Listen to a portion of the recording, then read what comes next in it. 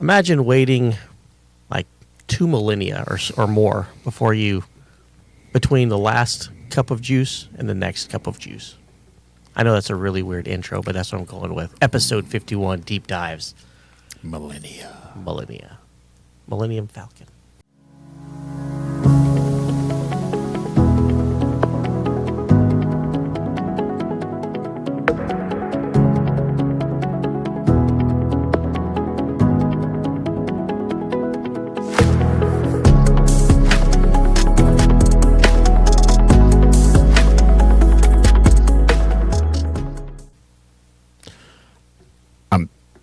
I'd be thirsty for one. I mean, millennia, I don't know exactly how long a millennia is, but sounds like a long 1,000 time. years is a millennium. Yeah, that one. A millennia would be more than one. But, yeah, I didn't really know how to introduce today's. So that's what I'm going with. Okay, sounds good. Yeah. Sounds like a winner. You sound tired today, Destry. I don't know why. I get so much sleep. Right. I think I'm getting too much sleep. Really big change in my personal life lately about what I do, when I do it. Yeah. So it's just a change. I don't think it's what I'm doing. I just haven't adjusted to my new schedule. I mean, I played pickleball this morning and I went riding mountain bikes, but that's not, I didn't ride mountain bikes. I rode my mountain bike. I'm going to pop a life throat drop. Do it. Help me to keep from coughing too There much. you go. But that's not unusual for me, so I'm not tired for that. I'm sleepy tired. It's not unusual to be. So, So, today's been kind of an awkward day anyway because we're recording on Saturday because of my new every other week Thursday schedule of going to a pre-construction meeting for our new buildings. But today was even weirder than normal because Chris, he usually shows up about an hour and a half early to start setting up the equipment because usually that recording studio it is in a slight condition of disarray. yes. So there's some reorganizing that usually needs to happen, some repairing of equipment and all that stuff. But yeah, so he texted us early this morning. I guess there was like 2 huge events going on at church today. There was, yes. And traffic just backed up forever. He's like, I'm not going to be able to get in for like an hour or so. So we had to like postpone. But at the same time, like I was at my office recording videos for a course I'm teaching at a local university. And so, I was doing that. And then at the same time, I was trying to work around my wife's schedule because I had to, make some deliveries for her business. She does cakes and stuff like that. So I've been to the office to record a bunch. We've postponed this. I've been to the next county over delivering stuff and back again at the office to record some more stuff and render videos, and then doing last minute prep for today, then coming here. Gracious. My goodness gracious. Then I got to go back after this and finish recording videos because we found out that my in-laws are coming for Christmas, which not for Christmas, for Thanksgiving, which we did know that, but what we didn't know until this morning is that they're going to be here tomorrow. Oh, wow. we thought they were going to be here Tuesday, and so we're like, okay, yeah, Monday, we'll clean up the house and do all that stuff. Sure. They're coming back tomorrow, which is kind of the worst because usually the weekend the house is just trashed because Deb's spent all this time making cakes and cookies and pastries and all this stuff for all these different orders. So usually like Saturday night and Sunday is like cleanup day, rest day, all this stuff. But no, now not so much this week. Yeah, I have to get all of my stuff done, and then she has to get all her stuff done, and then we have to clean and overhaul the entire house so that when family comes over, it looks like we're functional human beings and not hoarders. Josh, that just speaks to the dedication that you have for this podcast. Well, this is fun. This is one of the highlights of my week. I would not want to miss it. It's not really a duty thing. And we've all decided that it is a priority. And it really, it's anything that you want to do. If you make it a priority, it can happen. Mm-hmm. Sometimes you have to put something aside, postpone something. But if it is a priority, it can happen. It's just it's just making something a priority in life, which is very difficult to do. Right. So I appreciate you doing that for sure. Well, it's kind of weird because, like I really enjoy Bible study. Mm-hmm. It's it's such an interesting book to me, and whenever I'm excited about content, about a topic, mm-hmm. and I start studying it, and it remains exciting for me, like I want to talk about that to other people. Yeah, like it's kind of like sharing the results of my research. It's exciting stuff. I'm the same way with engineering stuff and math stuff. Ask anyone who knows me. Yeah, you know me. I like talking about engineering and math. Mm-hmm. I like talking about Bible too. But a couple weeks ago, this whole summer, this past summer and fall, has been so insanely busy with engineering projects. I mean, to the point where like every day I go to the office between like 5:30, 6 in the morning, and I usually work till like 6, in the evening or whatever, just to not so much keep up, but do as close as I can to keeping up, because the demand for engineering is just so insane right now. I do enjoy it. Like I enjoy the work, but it's consuming a lot of my time. And I was, praying about this the other day. I'm like, God, really what I want to do is have more free time so I can do more research and Bible stuff, because it's really fun and really interesting to me. And like right now, I've been on this whole thing about like biblical archaeology. There's so many things in archaeology that confirm the events and the people in Scripture. And it's so intriguing and so interesting. And like just doing something as simple as going through Google Earth and seeing the remnants of these ancient civilizations that the Bible talks about, and it's in the place they talk about, and it's in the timeline that it talks about. That in and of itself builds your faith in Scripture. Like this isn't just a book of stories. Right. This is a history book of things that actually happened, and it's documented. The evidence of it is there, and it lends legitimacy to the rest of the stuff. And it's so exciting to me that as you can tell, because I've been blathering about it, I like talking about it. So all that to say, I like having the podcast. So this is one avenue that you use for that. Gun Club is another avenue, and you teach another Bible study on Thursday nights. Is that? I kind of tag team it on Tuesday evenings. Tuesday evening. Okay, at a coffee shop, local coffee shop. Yep. Like that. It was one of those informal things I just kind of started attending. Okay. And then because I talked too much, ended up kind of tag teaming it with another guy. Okay. All right. I gotcha. Well, good. We are blessed to have you. Have that passion and spread it around through this podcast.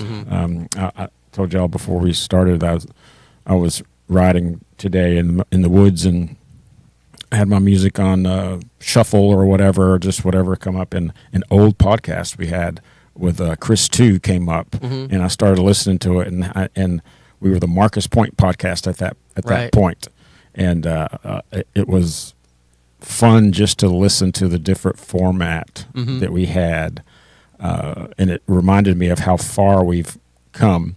Right. Better, not as good, different, whatever. Just how long ago we've been doing this. Yeah. How many podcasts we've done together, and that we're still doing it for whatever reason.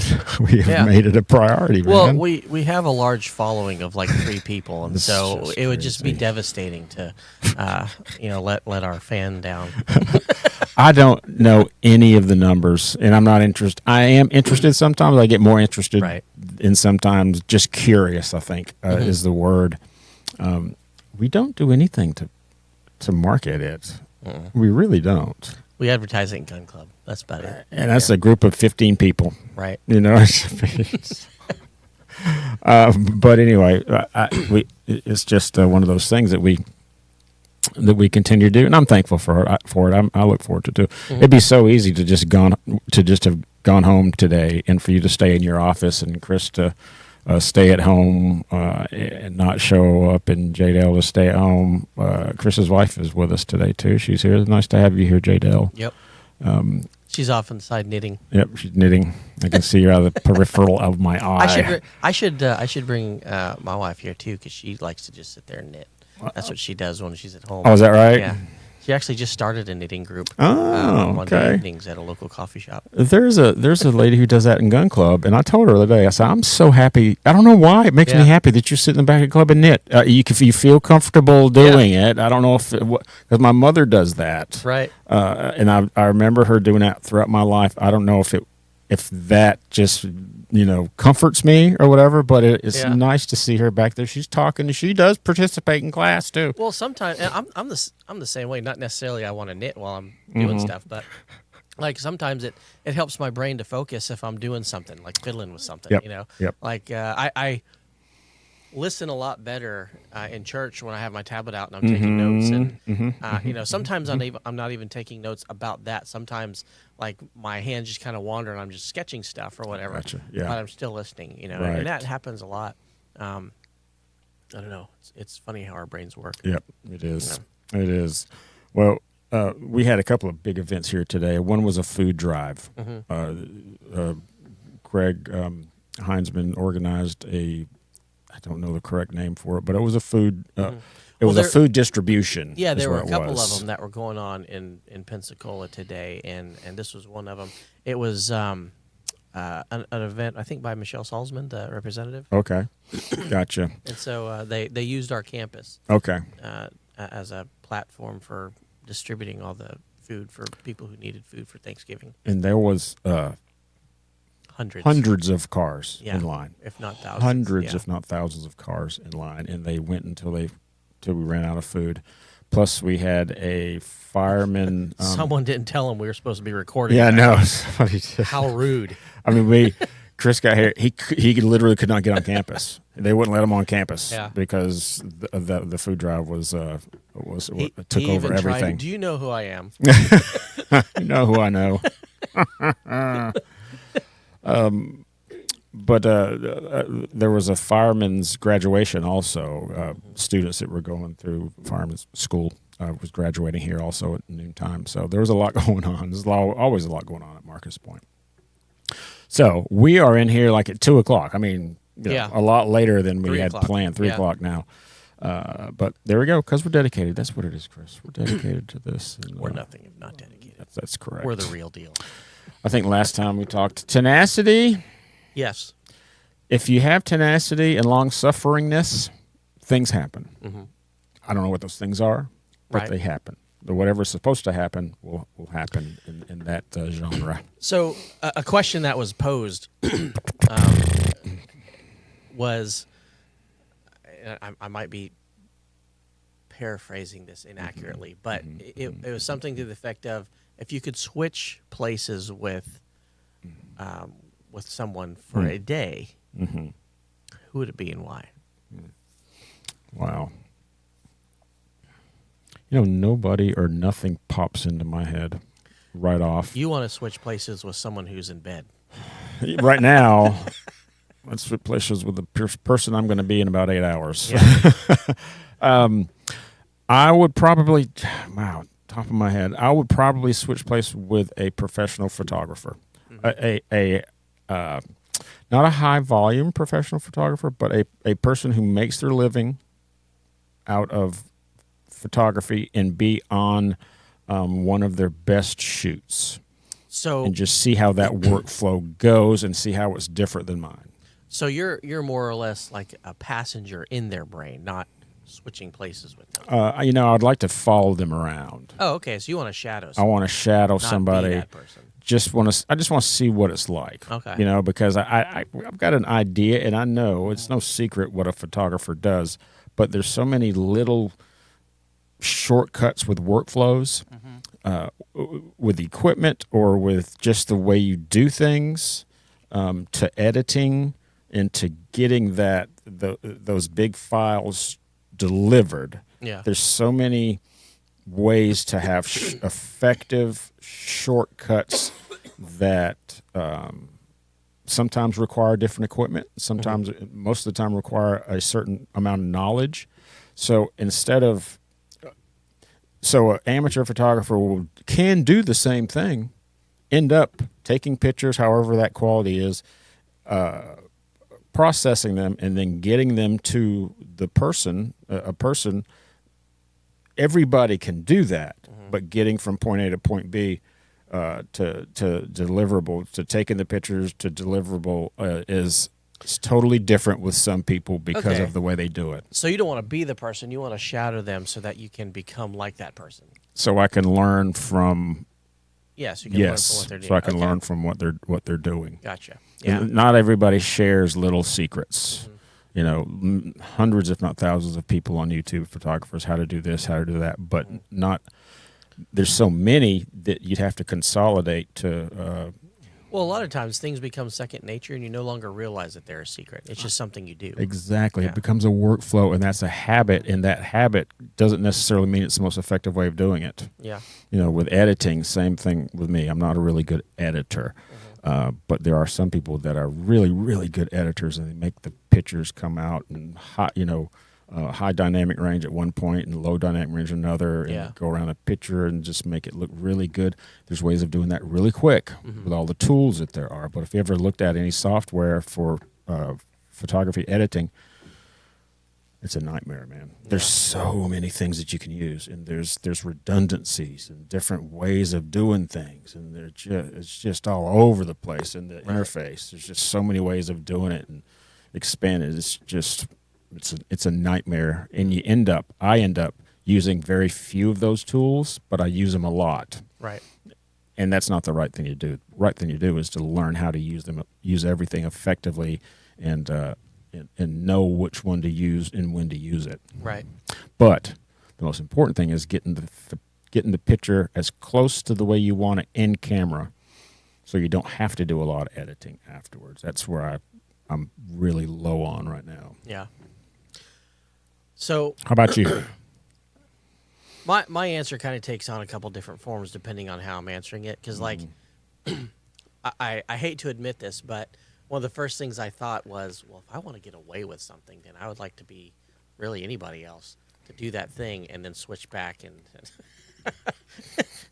then I'm not the guilty one. It's the person who's so your connivingness is connivingness. The dark side is strong in me. But if I were to give a more harmless answer, right? I mean, there's always the answers like, I'd like to be president for a day, because then I could like write a bunch of executive orders and fix a bunch of stuff. But that's kind of a temporary thing, because executive orders usually only last for until the next president comes in and cancels it all. Plus, I don't know. There's pros and cons of that. You're limited in what you can do in that position anyway.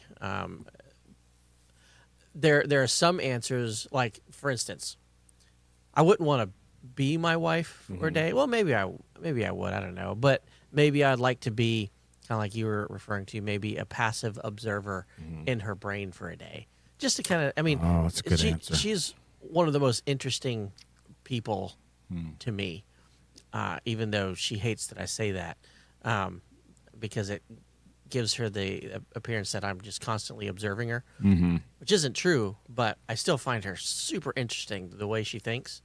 Not necessarily because I want to think that way. You just want to figure it out. Yeah, I would just like to see things from her perspective a couple times. So, and the resulting chain of neurons that fire as a result of whatever she's experiencing. If I can bring that down for a second and say, do you want to really know her love language and be able to really foster that the most you possibly can? Is that what you're saying? No. Okay. Which, dang, I thought I had it. I wish it were, because that would have sounded way better. I tried to set you up so you could. I mean, I guess ultimately that would be the goal, because the better you understand. I mean, I don't have that same desire to know how, some other random person Right, thinks. sure. Like, the reason I'm so interested in her is because I love her so much. So probably the end result of that experience would be to understand more how to do that. But like to I guess to start out with, it's I just really interested in knowing like how people think, and she's probably she would be the top of the list. There's a bunch of people that I would love to experience that. She would be the top of the list, but like I would hope that the result of that would be yes, understanding understanding her love language, and I'll say love languages. Yes, yes. Because, and so probably, hope she doesn't listen to this episode. No, I'm just kidding. She don't listen to any of them. This one will be the one she listens This will be the one she listens to. So if you do, please know my intentions are pure. Like, from my perspective on the outside, it seems like the love languages book that everyone refers to, right? I think there's like how many different love languages? I hadn't read them. Let's say 6, because I don't know. I would venture. I ain't got time to read that crap. I would venture that my wife has far more than that. And one thing that I've gathered from people who talk about that book is that people have like, this is you, this is the love language that you have, and that's just kind of constant with your personality. I don't think from my perspective on the outside, I don't think my wife is that way. I think she has far greater number of those, and I think they switch from day to day, from minute to minute, depending on all that stuff. That might not be true, but that's part of the reason why I would like an inside look that's why at what's like going on. Yeah, because seems like it. If I'm going to tweak the way I interact with her to be compatible with her love languages, it would be helpful to know that. Yes, yeah. It would be. It would be. Knowing how other people think and why they react is something that I've always been interested in as a amateur sociologist. I got a psychology degree, but sociology was real. That was really the desire to. The reason I got a psychology degree is I thought that that's what I liked, and I do. But when I got into it, I realized it's really sociology is what I really liked. How groups of people and individuals, how they react and interact with other people. And I had an experience the other day that somebody reacted to me in a way that I would never have expected. Never have expected. I use this in Gun Club as a lesson in public. So I asked a employee that in Publix I asked the person, could you tell me where the pimento cheese is? And he looked me in the eye and said, I could. And there was silence. And he went back to work. And in my head, I went, what's going on? And he came back to his cart, and he started opening up another case, and he made eye contact with me again, and he still didn't say anything. And I raised my hands out, and I just raised my hands, turned around, and walked away. And I heard faintly, it's on aisle 8. That's when you wanted to be him for a second, so you could just bash your head into the cart. I've just never, I just never expected a sense of humor like that to come out of somebody who is head to toe garbed out with Publix gear. Right. I have had nothing but positive experiences at Publix. You may have just caught someone on the wrong day. I gave him every opportunity to say, it's over. But he just wasn't going to do it. 50 people have interrupted him from his work in the last hour to ask him for something, and you were the last straw. I could. It was an exercise in restraint. Yeah. In Gun Club, what I did is I said I used it as an example of how things can go wrong so quickly.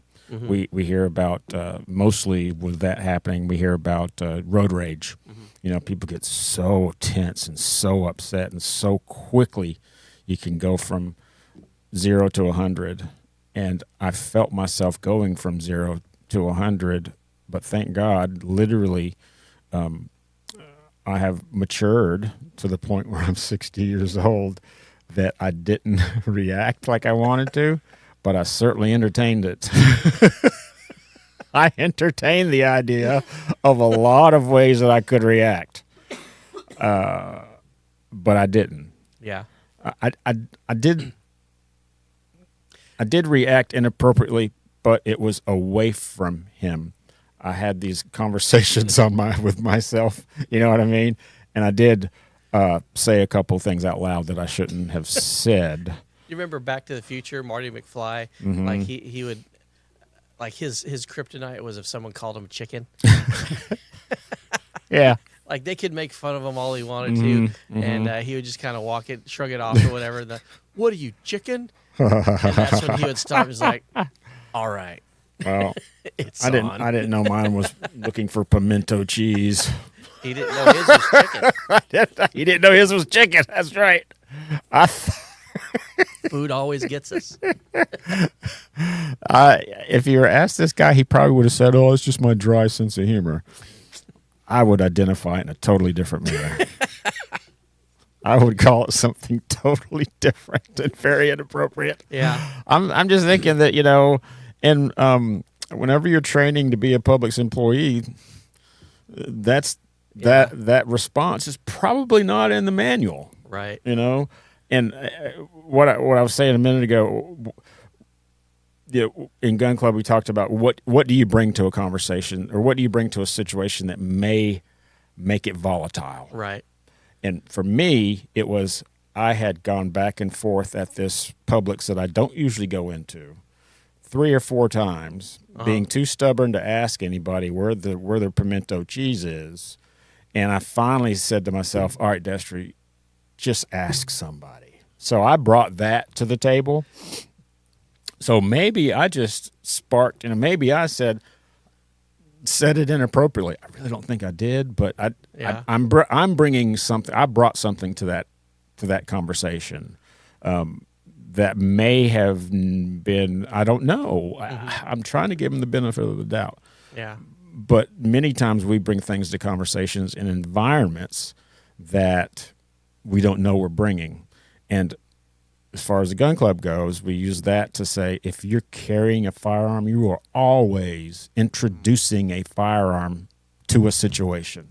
Right. Whatever you do, if you're carrying, you are introducing. So you've got to be extremely careful. Yeah. And to know, at least be aware of what you're bringing to an environment, to a situation, to a conversation. So it would be interesting. So bringing this back around to our original question, it'd be interesting to be an observer in his brain at that moment to see what is he actually thinking about that's making him act that way. But the other thing, I wonder if so this question is kind of predicated on the idea that the other person doesn't know you're them for a day, or that you're in their brain observing for a day. Mm-hmm.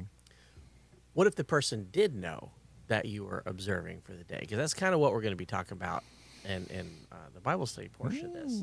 Because this past Sunday, right, we had a guest speaker, and he was talking about how does someone become great, and he used as an example in John 13 when Jesus was washing the feet of the disciples.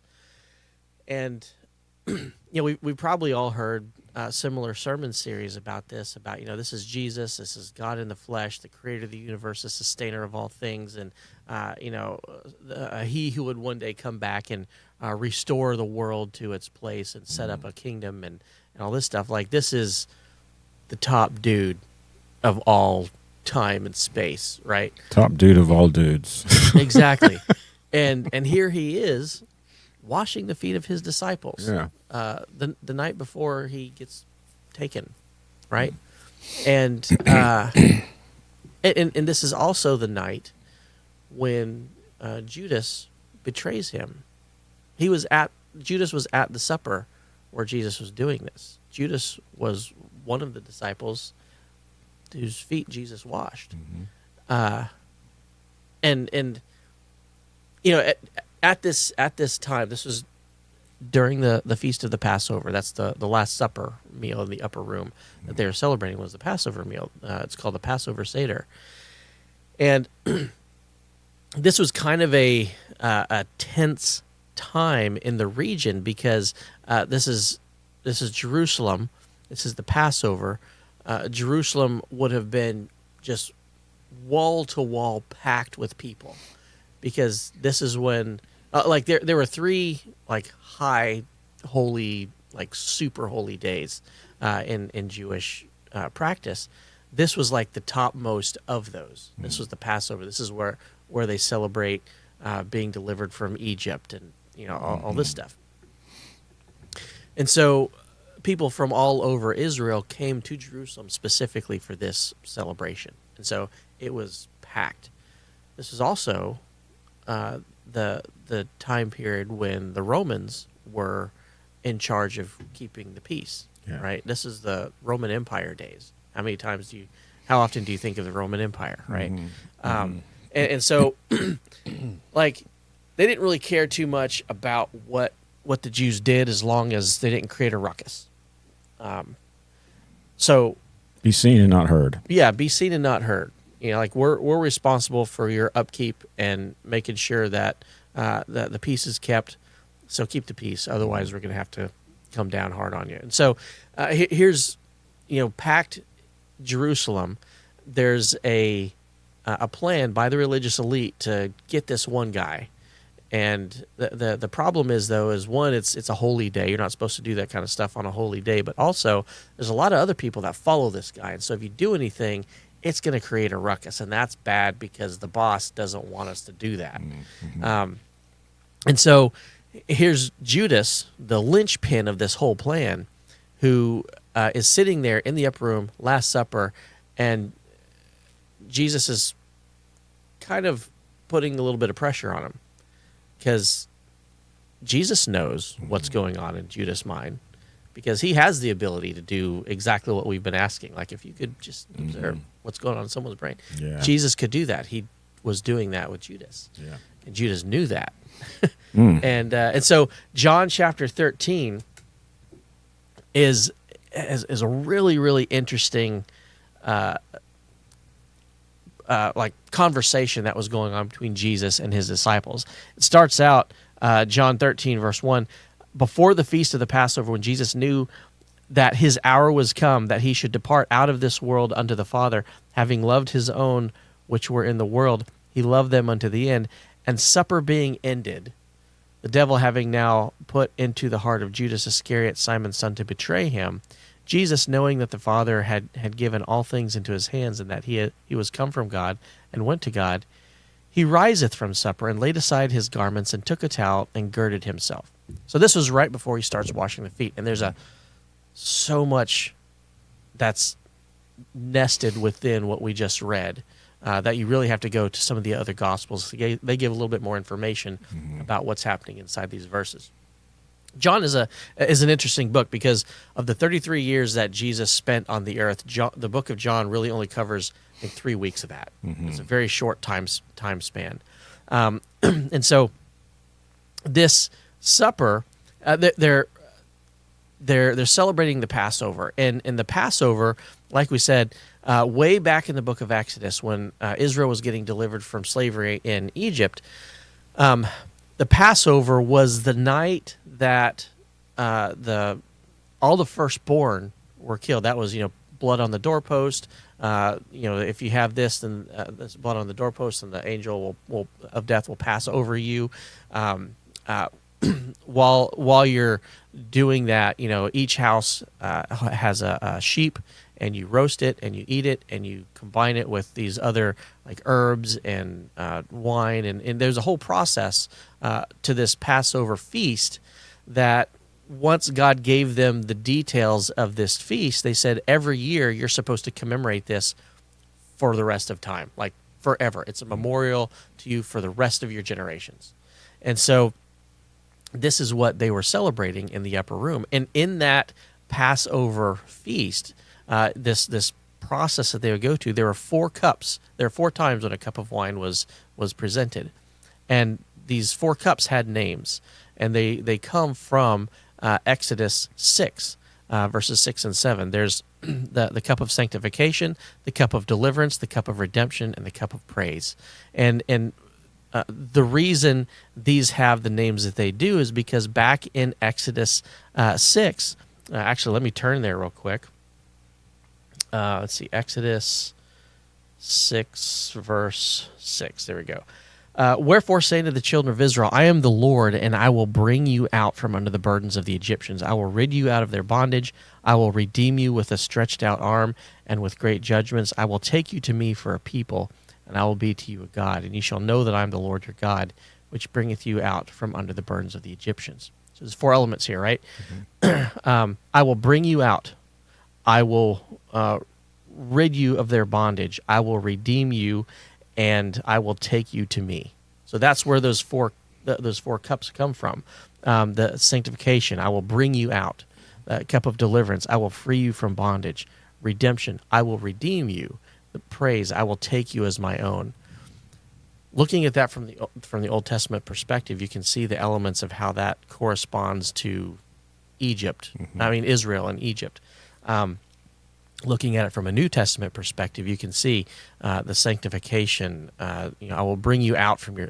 I will bring you out. I will free you from the bondage of your sin. I'll redeem you. That's the redemptive work that Christ did for us on the cross. I will take you as my own. The church is called the bride of Christ, and there's going to come a time when God comes back and acquires His bride. Mm-hmm. That's the second coming of Christ. And so, when Jesus was in that upper room, He starts disclosing, like, there's elements of this Passover that mean something more than what you think it means. Mm-hmm. And we've talked about this before. And actually, this is pertinent because I think next week or the week after at Marcus Point, we're going to be celebrating the Lord's Supper. I think it's tomorrow. Tomorrow? Oh, okay.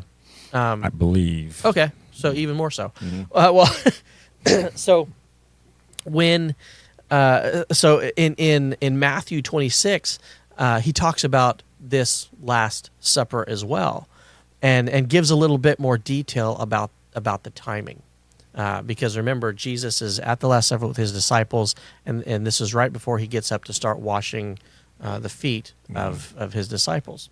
So Matthew 26 is verse 19. Excuse me.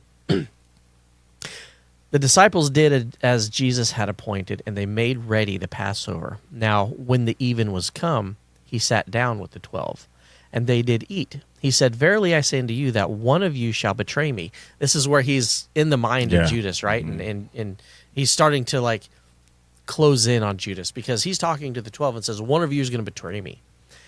And they were exceeding sorrowful, and began every one of them to say unto Him, Lord, is it I? And He answered and said, He that dippeth his hand with me in the dish, the same shall betray me. Now, we don't necessarily pick anything up out of that because we're not Jewish. Mm. You and I don't celebrate the Passover every year. Mm-hmm. 1 second, let me take a little drink of water because I'm about to cough again.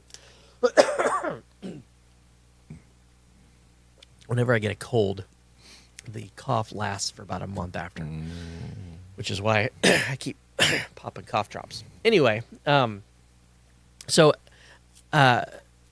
this is in the process of doing that Passover feast, and the dish that He's talking about, He says, whoever dips his hand with me in the dish, it's called the caroset, and this caroset is a dish. It's a bitter mixture of like herbs and stuff like that, and it's the bitterness of it is supposed to symbolize the bitterness of slavery, and it's taken.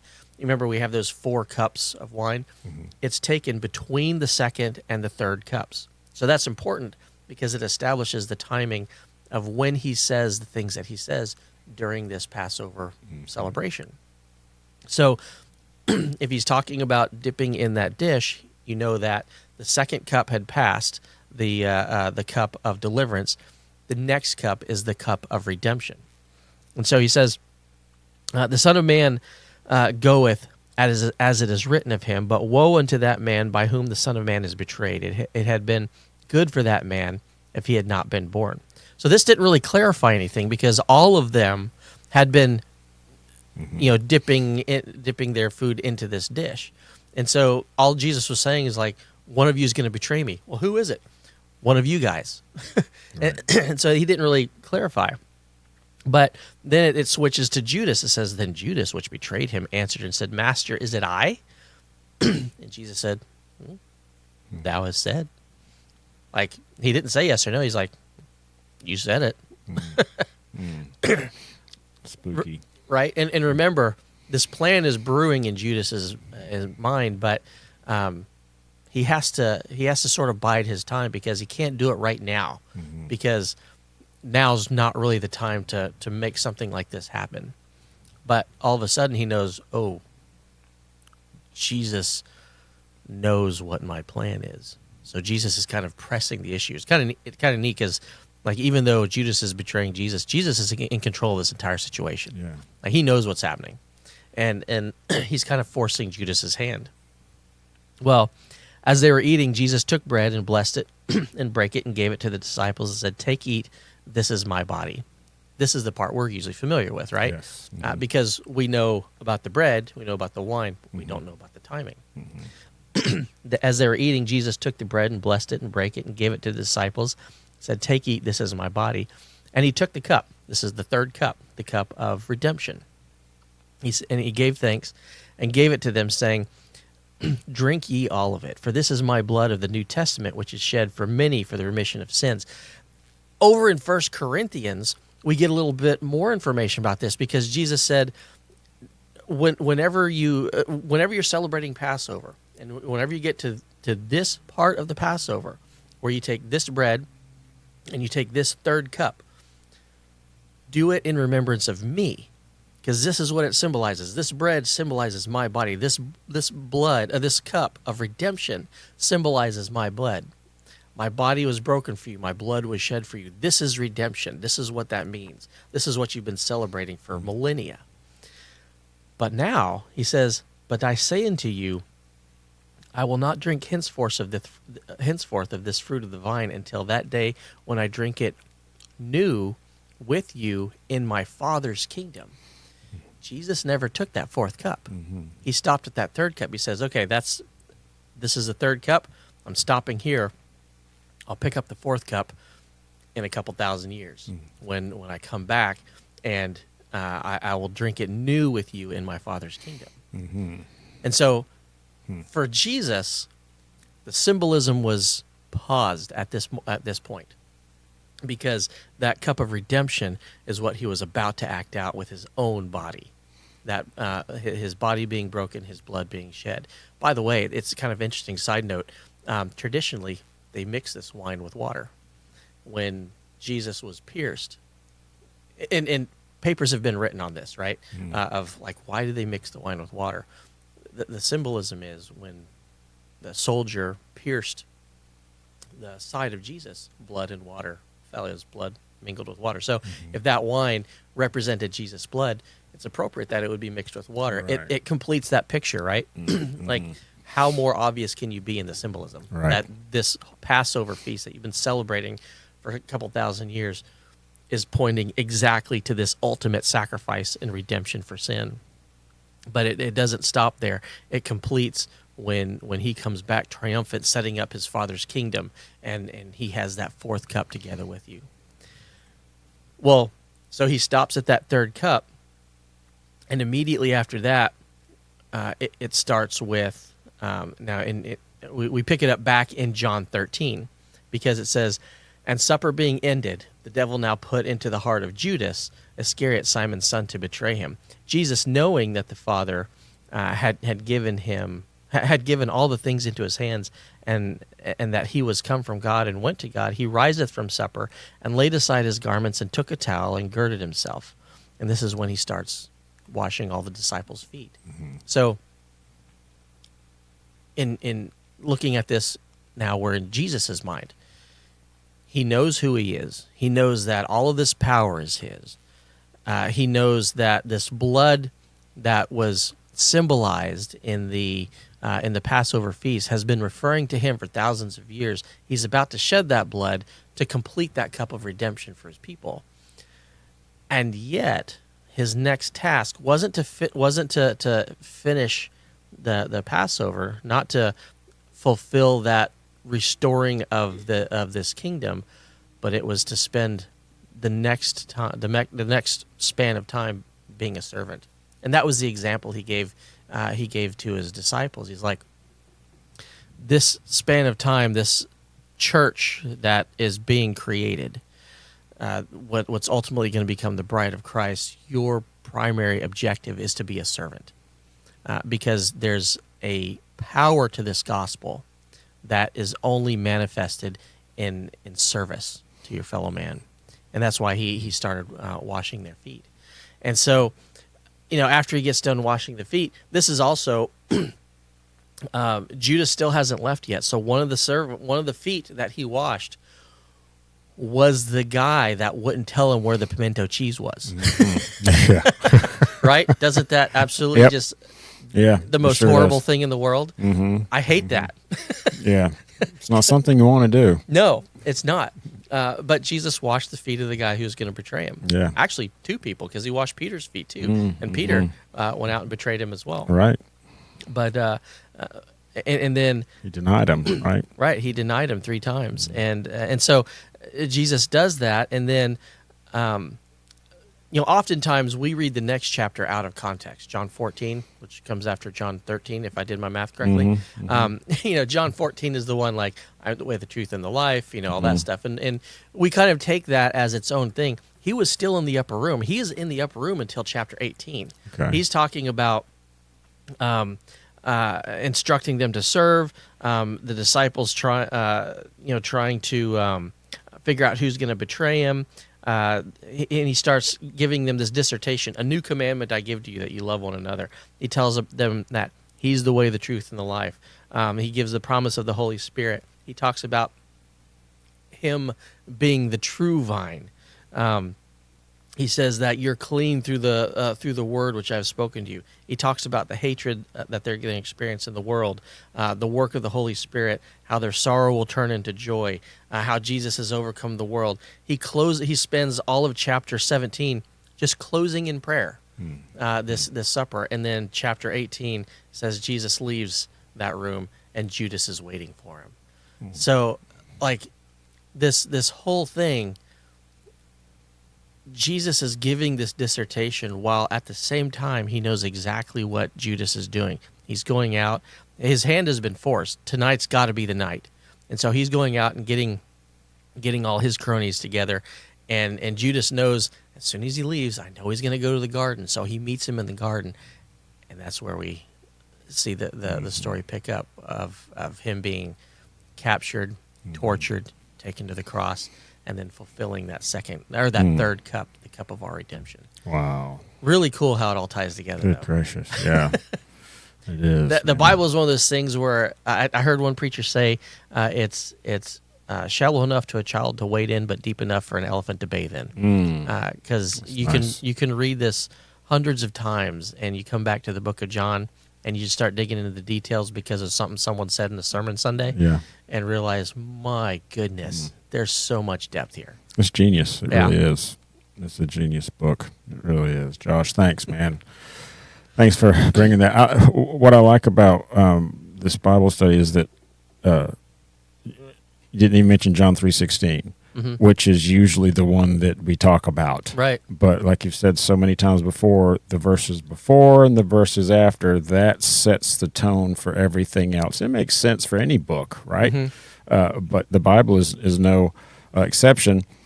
We get caught up in the chapters and the verses, thinking that delineates thoughts, and it just It just does not. If a new believer is listening, I just want them to understand, if nothing else today, understand that those chapters and verses don't necessarily delineate start and finish thoughts. Right. It might, but it's not like a chapter book that we read our kids or we read ourselves. Well, we also get oftentimes we get stuck in the trap of thinking like there's a topic that I'm interested in. What's a verse that talks about that topic? Right. Like this happens in arguments all the time. Like, I think this is true. No, I think this is true. Well, I'm going to show you a verse that says what I think is true.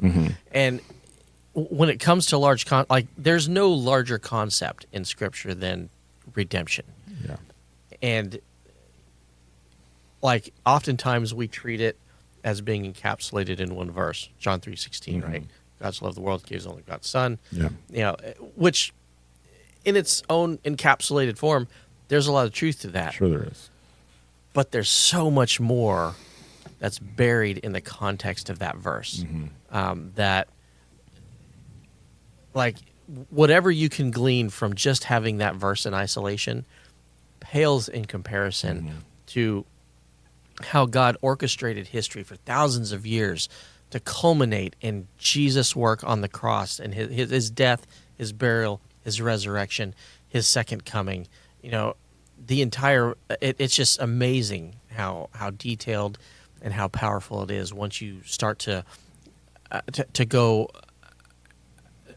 to increase the radius from just one scripture to one verse. Right. Well, we're blessed that you do that and you bring that to us, because we're getting it from you. I don't know how many people I've ever gotten that from. You know, from listening and learning how to study the Bible in a different way, perhaps. It was there's a lot of little numbers in there that refer back, and in most Bibles there's a lot of numbers that can refer back to, like, see. Like a chain reference. Yeah, a chain reference, exactly. And if you do that, you will get the concept of what we're talking about how it gets back, 2 books ahead, you go back to 3 books behind, and it talks about that. Yeah. And it just builds off of each other. The concepts start making more sense. It also helps me to see, like, a timeline of when all this happens. Right. Too, because there's a lot of things in the Bible that are happening simultaneously. We don't know that because they're often presented as, this is a separate book. Right, this is a separate book. Yeah. Good example. We were talking about this just the other night. When Ezekiel was talking to the Jews in Babylon, Daniel was in Babylon serving the king. Jeremiah was in Jerusalem at the same time, talking to all the Jews in Jerusalem. All that was happening simultaneously. Right. But it reads as if it might be a different time. Right. Yeah. Very good. Josh, thanks, man. Yeah. Appreciate it. Chris, thanks for being here. And Jadelle, we're excited that you were here with us today. Yep. Thank you. Guys and girls that are listening, man, tell your friends about the Deep Dives podcast. We'll be here. If history is any indication, Josh, we're just going to continue to do this podcast until he comes back. Yep. Next week's up in the air because next week is Thanksgiving. But next week is Thanksgiving. We'll figure it out. Yeah, we always do. Thanks, Josh. Yep. Thanks, Chris. See y'all.